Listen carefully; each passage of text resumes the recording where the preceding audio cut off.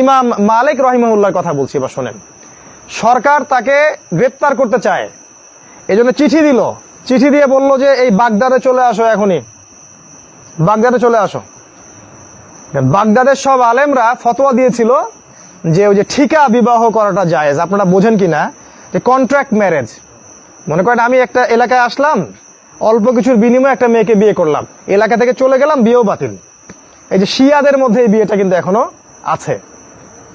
এটা একটা কি জানি বলে মোতা বিবাহ কিবা ঠিকা নিকাহে মোতা।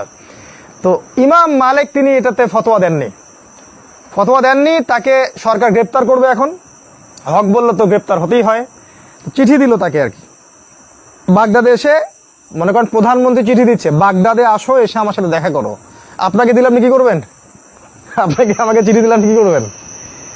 ইমাম মালিক ওই চিঠির উল্টা পৃষ্ঠায় আর একটা পৃষ্ঠাও খরচ করলেন না। ওই চিঠির উল্টা পৃষ্ঠায় কালি দিয়ে লিখলেন, আল ইলমু ইয়াজিউ ওয়ালা ইউজা। উনি বলছেন জ্ঞানের কাছে আসতে হয়, জ্ঞান কারো কাছে যায় না। সুবহানাল্লাহ। ব্যক্তিত্ব দেখছেন? ব্যক্তিত্ব দেখেন আলেমদের। জ্ঞানের কাছে তুমি আসবা, জ্ঞান কারো কাছে যাবে না। উনি যান নাই।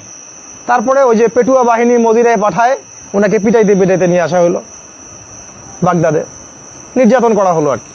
ব্যক্তিত্ব তিনি কিন্তু রক্ষা করলেন।